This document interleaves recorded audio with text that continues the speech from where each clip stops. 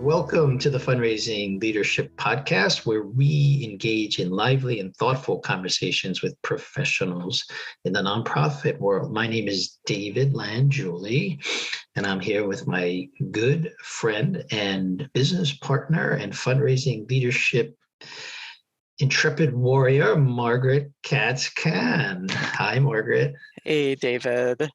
We're here today in lieu of a different guest. So well, yeah, we're hosting each other.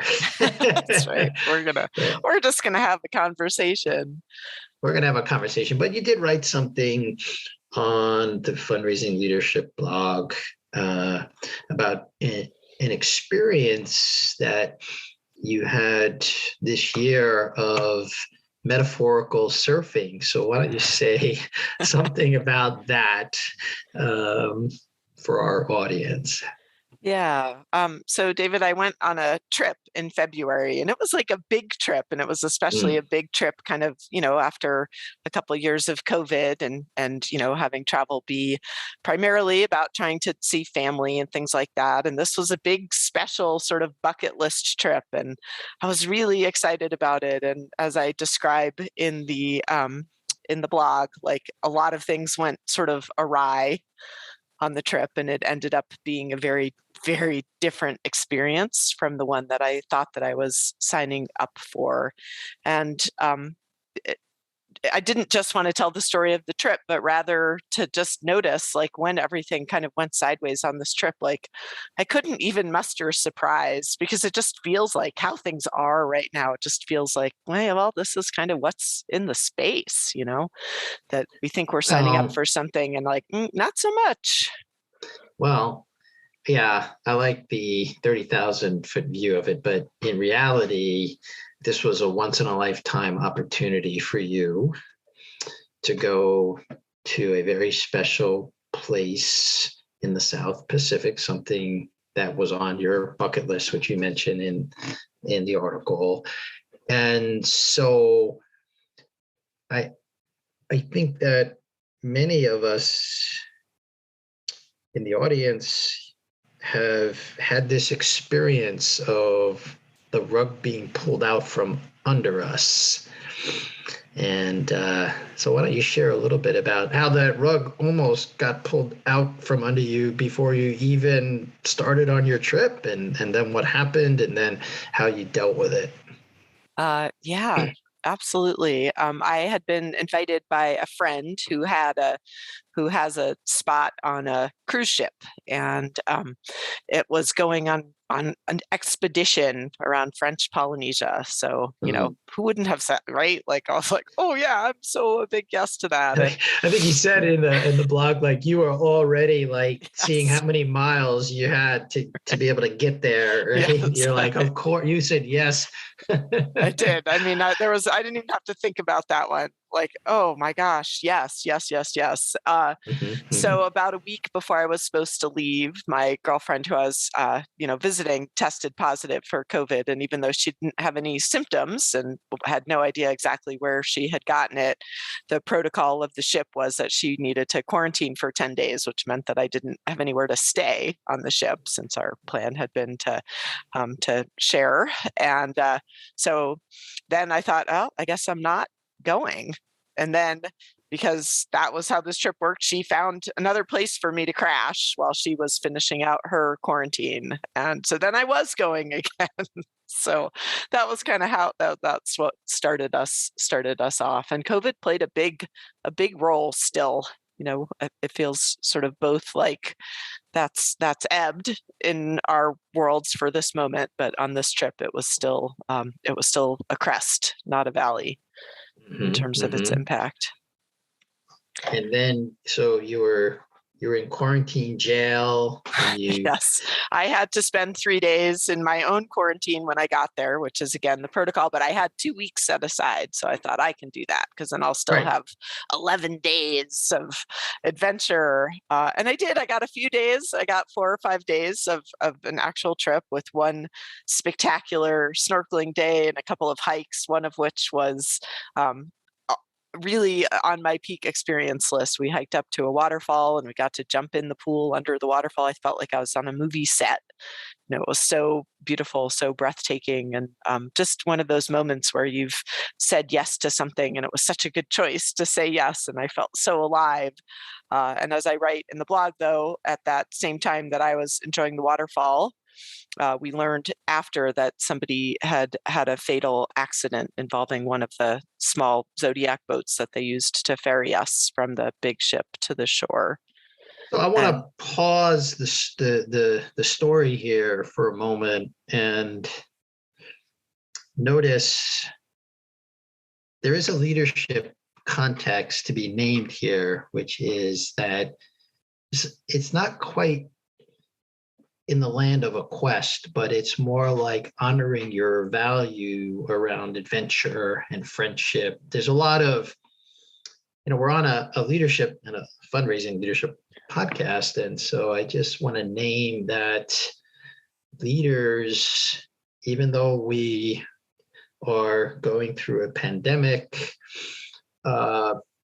continue to lean into the world, they lean into their lives, they set about things that were maybe delayed, and that's okay to do. yeah. Yeah, I love that you're talking about that, David. And the thing that it brings up for me as part of my leadership journey right now is actually to commune a little bit better with my body. If there's a hell yes to something, then, the way I want to respond to that is by finding a way to make it happen rather Right. than finding all the ways to talk myself out of it, which might have been Right. something that I would have done at a different part of my life. And a thing that I do see a lot of people doing. Where there's an experience or something that they really want in their lives, and they look for all the reasons that they can't rather than Yes. how they can. Yeah, that's great. I love that. So it's a hell yes or it's a no. Exactly. And if it's not a hell yes, then it's a no. Yeah, right. But the maybe, like a lot of people live in maybe land. So many people live in maybe land, and they perpetuate it, right? Sometimes which, and again, when I say people, I'm including myself sometimes in this, although on this trip I was pretty clear. And I Well, but here's the thing about maybe land,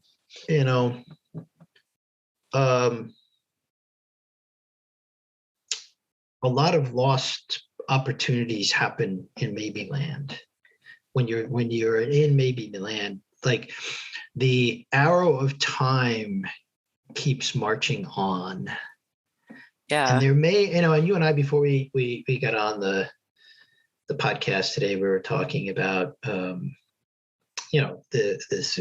death of a college classmate of mine, death by suicide, and but death in general can come at any time. Yeah, as it did on my trip, right? I mean, nobody expected that. Yes, on a dime, right? Everything can change on a dime. Everything changed. So then what changed once this person had an accident and died? What happened to you and the rest of the passengers?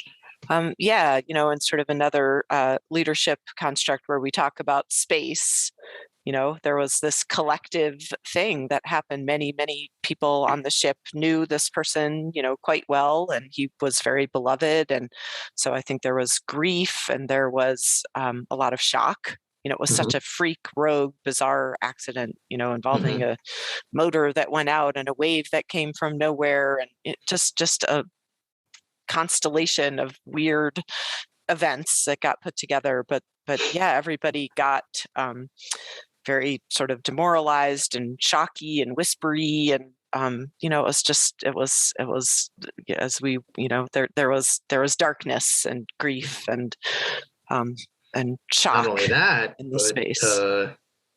Was everyone back on lockdown, or what? I think you right. And then on the same day that we were anchored, and the local authorities were doing an investigation of what had happened, and they did random COVID testing on the ship, because it's a ship, and out of nowhere we went from 0 cases of COVID to 13 new cases. I think it may remain a mystery forever where it came from or how that happened, because we had very, very little contact with the outside world at that point in time. But in any event, that happened. And by the time they sort of did the contact tracing and stuck the appropriate people into quarantine, that was it. There was no more adventure to be had. There were no more, snorkel instructors or hiking guides. And so they canceled the remainder of the adventure. Right. So that's what happened. And that's what happened. So, Yeah. you use a metaphor in your blog, which is very well written. I encourage everyone to go read what you wrote, but the metaphor of waves and surfing waves. So if you're listening to what happened, there was sort of the high wave of, oh, I'm going to the South Pacific. And then there was like, oh, no, I'm not going to the South Pacific. And then again, another wave, oh, I'm back on for going to, and then there was another wave, oh, no, I'm not going to be able to go to there were several waves in there of ups and downs. And then once you're out there, another wave, somebody dies on the ship. I mean, there was just a lot of ups and downs. And so it seems like a lot of folks are going through these ups and downs right now. So why don't you say a little bit about this surfing metaphor that you mentioned? I talked about it because it's been, I can't even say it's my word for the year, because I think I knew enough as the end of 2021 happened that trying to really plan or set intentions for this year was not going to go perfectly. But a few weeks into the year, I thought, boy, if there's going to be a word for this year, it's got to be surfing.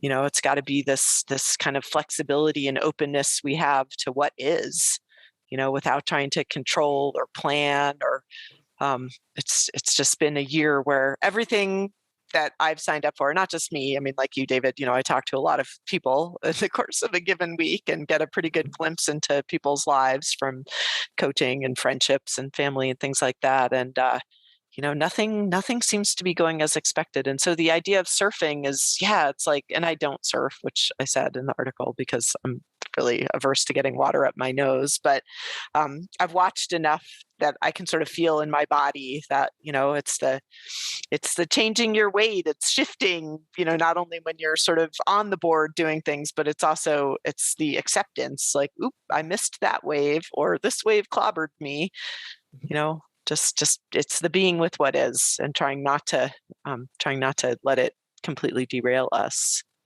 Right. Well, there can be exhilaration in catching a wave. I mentioned before we got on the podcast that I did a lot of body surfing in my youth, and I still go and catch waves. And there can be some, when you really catch it, there can be some just exhilaration, but there's also a way that a wave of emotion has some kind of, let's just give it a polarity of negative feeling like that. Some kind of sadness or disappointment in the case of your trip, maybe. And we don't want to surf those waves, do we? We sure don't. We just want that wave. We just want that wave to pass by. Except when you get on a wave, you never know what the ride is going to be like, actually. Yeah. And sometimes it face plants you in the sand. Right. And you stand up with a bloody nose or whatever. Yeah, I do. I feel like, with surfing, there's a way that we engage, right? That people who surf, and for me, I mean, probably skiing is what I actually do. So there's but it's, there's a way of engaging, but we get to engage with more playful than we get to hold, for sure, with the waves of life. We don't get to get attached to, but there's a level of engagement, I think, that's being asked of us right now that's parallel. Yeah, well, I know many in the audience may not ski and surf, but there is a way. We all have emotional waves in our lives, up and down, and we don't want to ride out we want to ride the wave when it's enjoyable, yeah, and we're having a good time, and there's a lot of happiness and love and all kinds of positive emotions. But when the afflictive emotions come, we don't want to ride that wave. But the thing is, once you're on that wave, you don't have a choice. It's true. You don't have You a got to ride it. choice. Yeah. I heard yesterday somebody said something that I thought, now we're switching from the surfing metaphor to the TV remote control metaphor, but mute is equal opportunity. You can't actually pick what you want to mute. You can't both enjoy the amazing waves and then try to mute the sad waves. Although I guess people do, right? We can find our escape buttons and we can try to numb out in whatever ways. But in reality, life is having none of that from us. Well, and we should share that a lot of what we're talking about here in terms of the surfing metaphor is some of the work we do with leaders and one-on-one and with leadership teams and groups around positive intelligence and how we actually surf those waves. Or Shirzad Shamin uses that metaphor of surfing in the program, and he also uses another sort of example of keeping your hand on the hot stove too long when it's a hot emotion. Yeah. And yes, we're going to experience it, and we can get off that wave, or we can remove our hand from the stove. Yeah. You're still going to feel the pain of the burn. Yeah. And I think, all of us engage probably a little bit differently with the PQ ideals. And, for me, I find that I probably have burned hands sometimes, that I too long. I might keep them on too long, but it still feels to me like at this moment in my personal journey, like I need to feel those feels. I need to really let them wash over me before I'm capable of moving on and doing something different. I like what you say there. I'm with you on that. We both score very high on Judith Orloff's empath quiz. Yes, we do. And just by the way we're wired, we tend to feel and experience life in more intense ways than folks who are not as sensitive. And so for us, it's not as easy as pulling the hand off the hot stove. Sometimes we just have to be with it for a while. Yeah. And there's a very full-on sensation sometimes, right? I mean, I write in the blog, like disappointment, it's a full body sensation. It's not just a minor, like, oh, I'm a little disappointed. It can be a pretty big reaction. As we're talking, I don't think I've ever said this, but, and it's certainly not necessarily called out in our positive intelligence training that we do, but there is something sage-like about, like, your wiser elder self is aware that sometimes you just have to let the thing play out. Yeah. I just created that. Whoa. I just created a new sage power. Yeah. What do we want to name that? I think we should name Ride it. the wave. Ride the wave. Totally. I do think actually maybe it is kind of a power of, of not reacting as much as possible, of accepting, I use the word surrender. I know that's a triggering word for people. Sometimes my clients are like, I'm not surrendering, but to me, it's actually a word of beauty. It's a surrender to what is and trust it, trust that somewhere in there, there's a learning, or if there's not learning, there's an end coming, that it's just.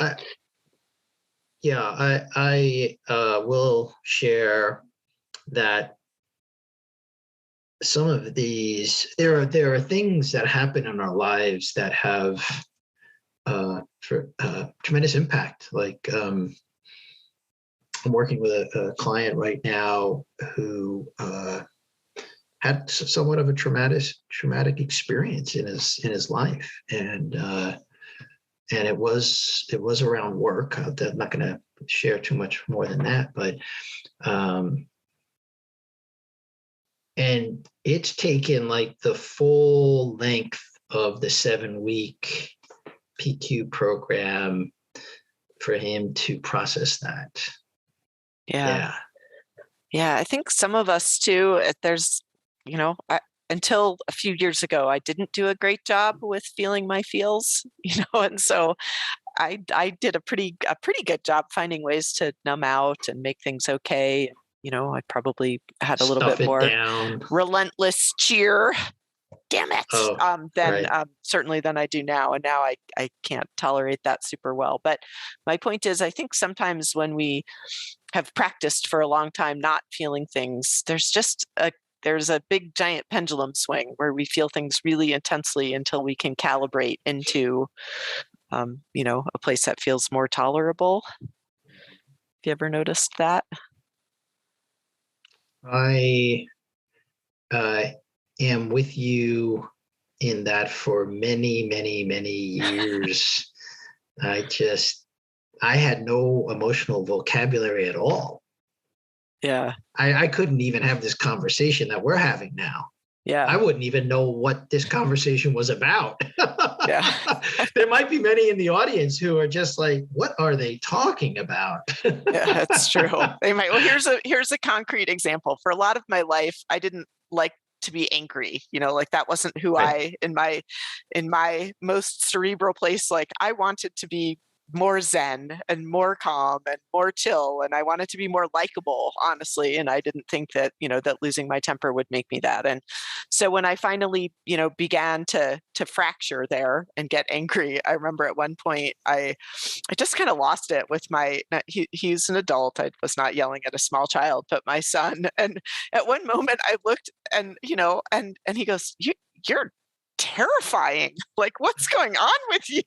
She had never seen that side He of had you. never seen it, which was part of it. But also like, I was at a volume of 11. It was so uncalled for, but yet, like, I didn't know how to do it at a 4 or a 5 volume, like, because I had never done it. So I went from 0 Right. to 11, and now I think I'm learning to, find a zone of expression that You a and I little, are like are two sides of a coin. So for much of my life, I I unconsciously would express anger all the time. I mean, yeah, that's a little bit of an exaggeration, but kind of like the hope. I'm angry all the time. you It's can't see true. David. He's a little green right now. Yeah. So through the work of well, a lot of work over 20 Yes. years. I but it all for me traces back to leadership when I really started to become aware. This is the awareness part, right? Yeah. Of my impact and being more intentional about how I want it to be. And my wife and children have seen tremendous. So I'm more Zen-like now. Yes. And I am So, surprised at how imperturbable I can be at times. yeah. So we're just playing with this energy on either side. Yes. But what I Yeah. love about what you're saying is, like for all of us, our work looks different from everybody else, right? Right. Yes. Correct. You know, Yeah. The we're work we, trying we to do. Mhm. yeah, we're trying to move away from maladaptive patterns, but what our maladaptive patterns were look different for everybody. Yeah. So it does take, for the leaders in the audience, you're probably already aware that awareness is where you start, and we're just talking about awareness of emotions here. And for many folks, there's a story they make up that's just not acceptable in the workplace. Right. Or that's just not who they are. Right. Yeah. Have you Yeah. heard that I'm before? a human That's being just without not who I emotions. am. Yeah. Oh, really? Yeah. How not to become a zombie. Yes, exactly. Right. All of you who just say you don't experience emotions, then I guess you're all zombies out there. Go get my book on Yeah. how not to be Right. one. Be a little less of a zombie. Be a little less of a zombie. Yes. So anyway, let's see what would you have the audience practice? What do you want to give them something to try? Yeah, I mean, I talk about in blog. This is kind of my 3-step, which is certainly in large part, I'm not inventing this. It certainly gives some credit to Shirzad Chamine and his program. But, the first is that piece of awareness. And, in my case, letting my work is feeling my feel. So letting the wave wash over me and naming, wow, there's disappointment, there's sadness, there's grief, there's frustration, whatever it is, and giving myself the microphone to actually feel that. And then step 2, though, is what is possible once you stop fighting what you wish would happen, or once you let go of the experience you got attached to having. There's space that opens up, and so asking the question, what is possible. And then the third part is, looking back and saying, how do I want to file this? Where does this go? What did I learn? Kind of the wrap up on it. All right. So that's the 3 suggestion. steps. 3 steps to greater awareness. Yeah. And I think that's brilliant. And I'll take that on. All right. And so I think we're going to link in the show notes. We've mentioned our positive intelligence work that we do one-on-one with clients, and also with leadership teams more and more. We'll put a link in the show notes to that work for the one-on-one program. And you got to start with yourself first. Yeah, absolutely. And anything else before we say goodbye? Maybe, let's get out of your maybe. If it's not a yes, it's a no. If it's not a hell yes, it's a no. If it's not a hell yes, then say no. Yeah. Okay. Yeah. All right. I'll bring it home. So this podcast is brought to you by Fundraising Leadership. We provide unique coaching and training programs that powerfully transform how you work in order to get results. Please subscribe if you haven't already done so. You can find the podcast wherever you listen to them. And if you're enjoying the show, you can help us continue to bring thoughtful content with a monthly or annual contribution. This supports our production costs and keeps the show ad-free. Make a contribution today by following the link in the show notes. Now go put it into practice.